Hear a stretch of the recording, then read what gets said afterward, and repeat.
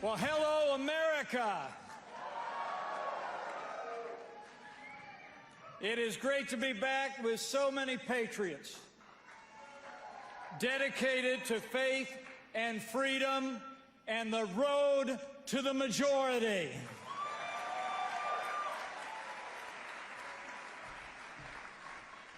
And I want to thank my friend Ralph Reed for those overly generous words. I'm deeply humbled by them. Ralph Reed knows me well enough to know the introduction I prefer is a little bit shorter. I'm a Christian, a conservative, and a Republican in that order, and I am honored to stand before you today.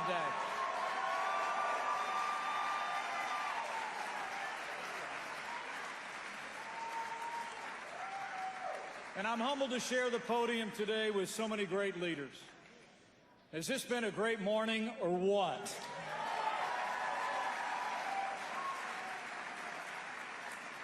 And I'm also honored to be here with so many pillars of the American faith community. Thank you for your ministries. I'll always believe that there will be no podium that those of us in elected office ever stand behind that will be more important to the life of the nation than the pulpits that you stand behind. And we thank you for your ministry in the cause of Christ. And finally, it's a special joy for me to be here today with a Marine Corps mom, a Christian school teacher, a champion of military families, a new grandmother, and my wife of 36 years, the best second lady this country has ever had. Will you join me in welcoming Karen Pence?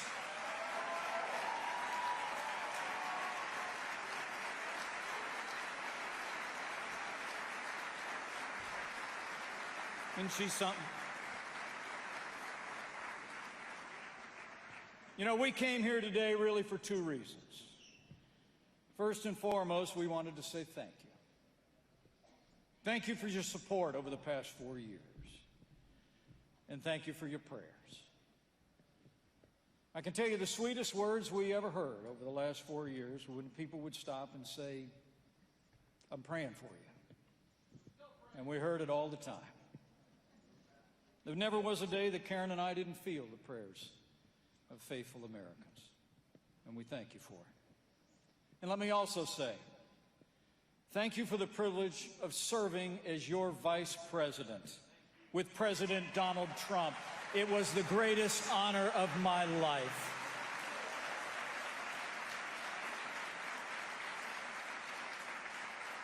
And secondly,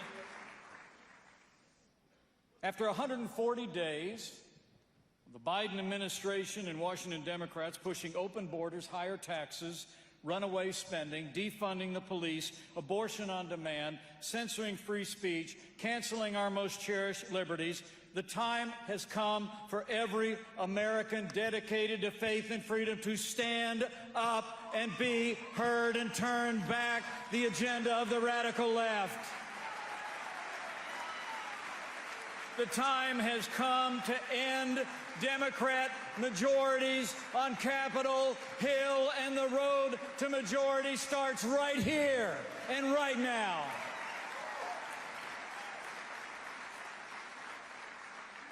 You know, over the past 4 years, President Trump taught us what Republicans can accomplish when we stand firm on conservative principles and don't back down. Our administration was 4 years of consequence, 4 years of results. As we like to say, it was 4 years of promises made and promises kept. I mean, think about it. In 48 months, the Trump-Pence administration achieved the lowest unemployment, the highest household incomes, the most energy production, most pro-American trade deals, the most secure border, and the strongest military in the history of the world. We revived our economy. In those first 3 years, we saw 7 million good-paying jobs created. We became a net exporter of energy for the first time in 70 years. We held China accountable for years of trade abuses, brought jobs back to the U.S., and we reduced illegal immigration on our southern border by 90%. And in the face of the worst pandemic in a century, we launched the greatest national mobilization since World War II. And on the day we left office, we were vaccinating 1 million Americans a day. Operation Warp Speed was a medical miracle.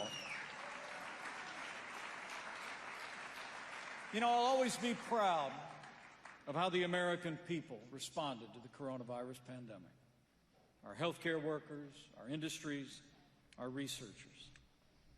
And our hearts will always be with the families who lost loved ones over the past year, including some who may well be with us today or looking on. But it's important that we learn the lessons from this pandemic. We must never again be dependent on foreign nations for our essential health care supplies. And China must be held accountable for unleashing the coronavirus on the world.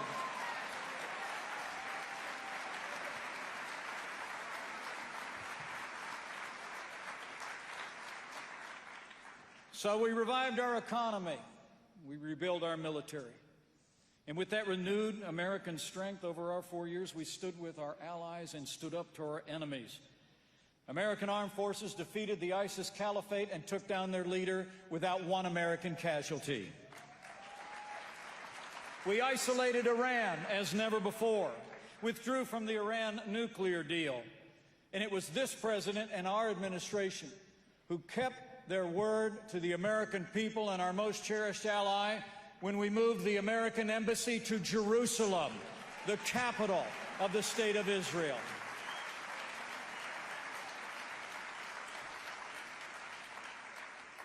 And for all 4 years, we stood up for the timeless values that Americans who cherish faith and freedom hold dear.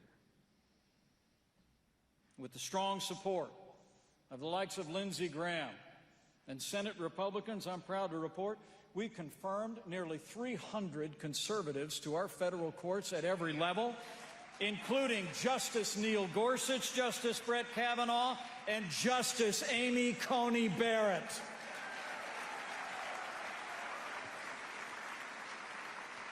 And every single day, we defended the God-given liberties enshrined in our Constitution.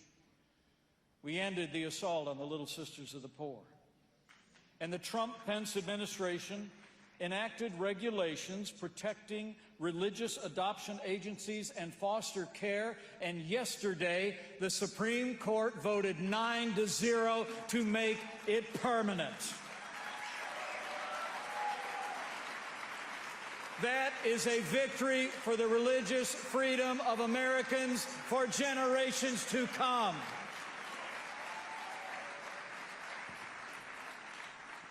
And from day one, I couldn't be more proud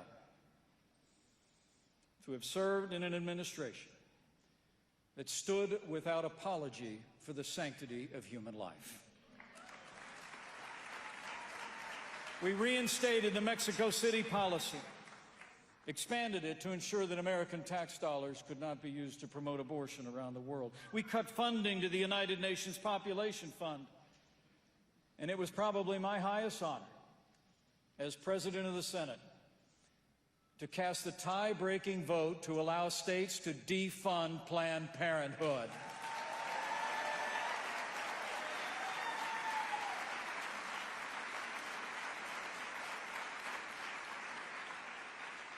With your support and your prayers, we made history. We made a difference. We made America greater than ever before. But how times have changed. In just 148 days, the Biden-Harris administration has unleashed a tidal wave of left-wing policies that threaten to wipe out all the progress that we made for a safer, more prosperous, more secure America. Democrats have been so busy advancing their liberal agenda, sometimes I feel like the left hand doesn't know what the far left hand is doing. I mean, think about it. They launched an explosion of runaway spending to the tune of $6 trillion and counting. They're proposing the largest tax increase in 50 years. They announced plans to cut funding for the military, but provide taxpayer dollars to pay for abortion. They ended construction on the border wall and canceled policies that had ended the crisis on our southern border. And literally in 5 months, they turned the most secure border in the world into the worst border crisis in American history. You know, when I was vice president, I visited our southern border more than once.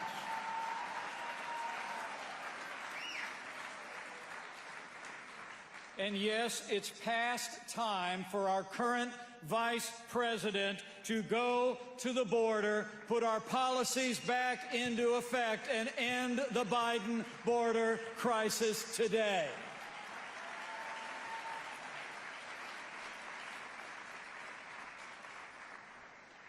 And the truth is that this administration hasn't even stopped at all that. They formed a commission to pack the Supreme Court with liberal judges who will erode our God-given liberties, freedom of speech and religion, and the right to keep and bear arms. They rejoined the Paris Climate Accord, reopened the Iran nuclear deal. I mean, President Biden has been so busy accommodating the sensibilities of European leaders that this week at the G7, President Macron said how great it was to have a U.S. president back as part of the club. Well, the only club I want a U.S. president part of is labeled USA.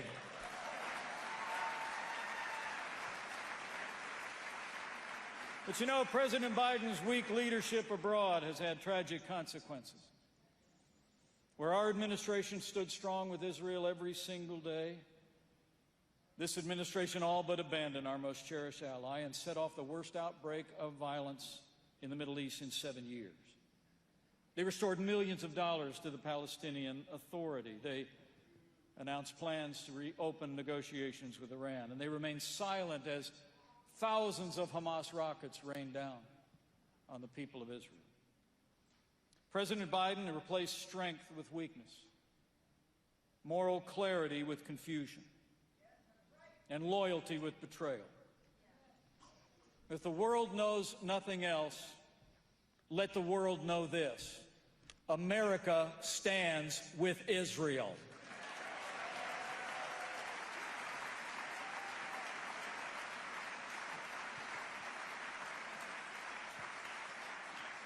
And maybe one of the most troubling developments of the past few months has been the Biden administration's wholehearted embrace of the radical left's all-encompassing assault on American culture and values.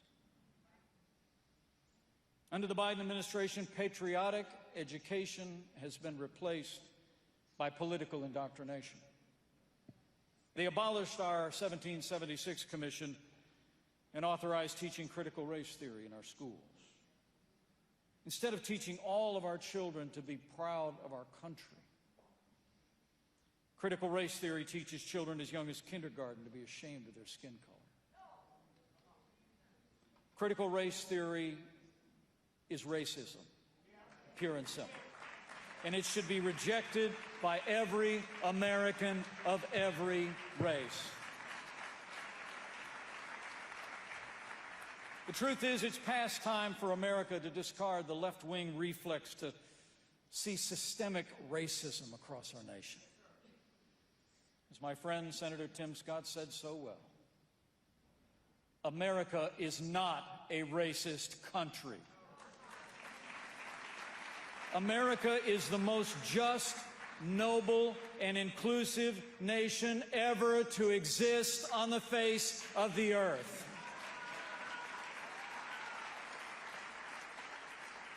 And the United States military is the greatest force for good the world has ever known.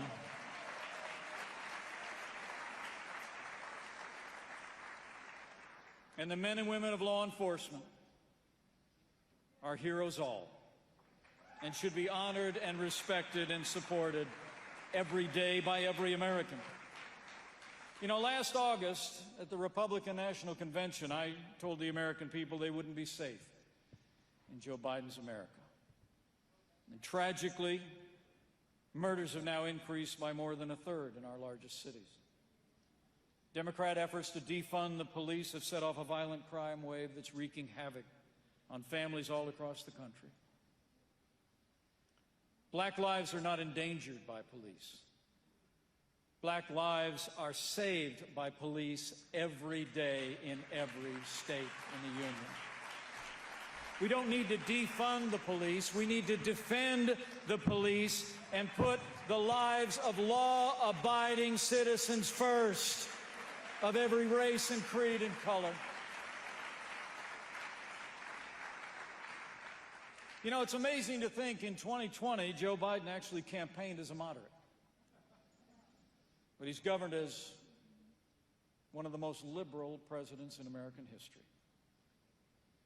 I mean, even AOC said not long ago that he has, quote, exceeded progressives' expectations. But I want to tell you from my heart, I was out on that campaign trail. And I don't believe for one moment that's what the American people voted for in 2020.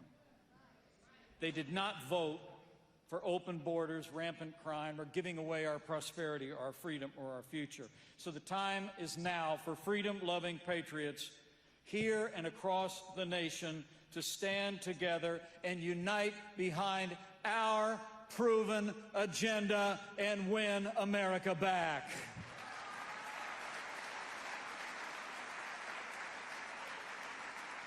And we have the winning agenda. We have the winning agenda. We're the party that stands for a strong national defense, secure borders, law and order, free enterprise, America first trade, the right to life. And we're the party that has seen judges appointed who will uphold all the God-given liberties for which every American patriot has fought throughout the generations. The freedom of speech and religion, and the right to keep and bear arms. We stand with the men and women on the thin blue line. Our movement has been fighting to give every parent the right to choose where their children go to school, whether it's public, private, parochial, or homeschool. And our party will champion state-based election reform, defend the one person, one vote at the heart of our democracy, and we will restore confidence of every American in every election, and we will never let Nancy Pelosi and Chuck Schumer nationalize our elections in this country. And finally, we will be the party that cherishes our history, our heritage, and the heroes that made America great. We will not be silent in the face of cancel culture. Our movement will reject every effort to marginalize Christians and conservatives wherever it arises. We will expose religious persecution masquerading as a quest for equal rights. And we will demand that government agencies, our military, and our public schools reject critical race theory in all its forms. That's a winning agenda that will unite our movement. And that's an agenda that will bring back majorities in 2022 and beyond. You know, a pastor told me once that everyone's under-encouraged. So I want you to leave here, after this long morning of speeches, encouraged. Because I'm more confident than ever that we are on the road to majority. I mean, the fact is, we've seen this movie before. In 2010, I was in the Congress of the United States. We had a newly elected Democrat president, a Democrat majority in the Senate, and a Democrat majority in the House. Sound familiar? But conservatives came together. We rallied around a positive conservative agenda. And despite the frustrations of the defeat of 2008, we literally won 63 seats in the House of Representatives and retired Nancy Pelosi in 2010. 10.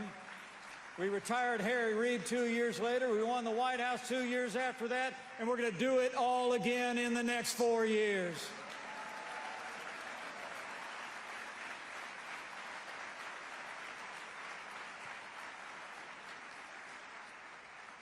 You know, we've all been through a lot over the past year. A global pandemic, civil unrest, a divisive election, a tragic day at our nation's capital, and a new administration intent on transforming our country along the agenda of the radical left.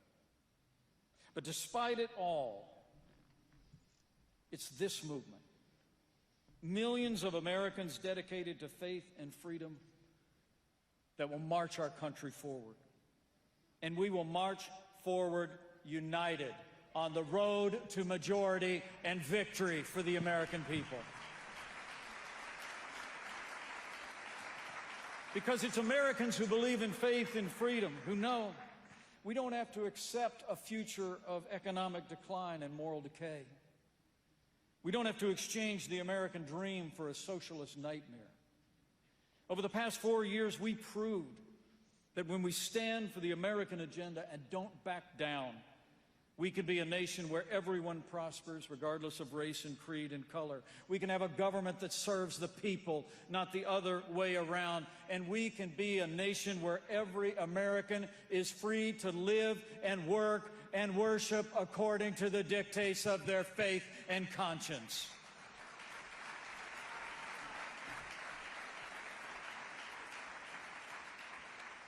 So let's keep fighting the good fight as we run this race in the days ahead. And let's keep the faith. Let's keep faith with the ideals of our founders enshrined in the Declaration and the Constitution, defended by every patriot through every generation that's worn the uniform. Let's keep faith with the 74 million Americans who stood with us against a hailstorm of opposition in the media from every day of our administration. And most of all, let's keep faith with Him who has ever guided this great nation and guides us still today. You know, as I close, let me say I had occasion last year to be reminded that even when it doesn't seem like it, God is at work. Last summer, I got a letter from a pastor in Middleburg, Florida. He told me of a time many years ago that he and his wife were in seminary. They had just gotten married, and they were asked if they would organize a Christian music festival at Asbury Seminary, where they were studying. The plans were to cancel it if they didn't do the work. And several of their friends told them, "You're newlyweds, it's a huge project, you should pass on it." But they prayed about it. He told me in his letter they decided to go ahead and spend the whole year organizing that event. They arranged for contemporary Christian bands, wonderful preachers who were there, but then he wrote to me that on the Saturday night, the culminating night of that Christian music festival, it was raining. And he and his young bride walked around the grounds thinking it all had been for naught. And then in his letter he wrote me, "That's because I didn't know that a future Vice President of the United States would be giving his life to Jesus Christ that night." He wrote, "I cannot write that without tears," and I couldn't read it without tears. I remember that night. I was sitting on that hillside, and it was like I heard for the first time the words that God so loved the world that He sent His only begotten Son, that whoever might believe in Him might have life. And I stood up and I walked down that hill, not out of a sense of intellectual persuasion, but because my heart was broken with gratitude for what had been done for me on the cross. I wrote that pastor back, and I actually had the opportunity to meet him. And I was able to shake his hand and say, now I know who else to thank for that night in 1978. You know, in these challenging times, I think we do well to remember the words of the prophet Jeremiah. Words that have been over the mantle in our home now for 20 years. That read, I know the plans I have for you. Plans to prosper you and not to harm you. Plans to give you a hope in the future. And my fellow Americans, I believe if we put our trust in Him, if we carry the message of faith and freedom and our values to our neighbors and friends, there's a hope and there's a future. Because God is not done with America yet.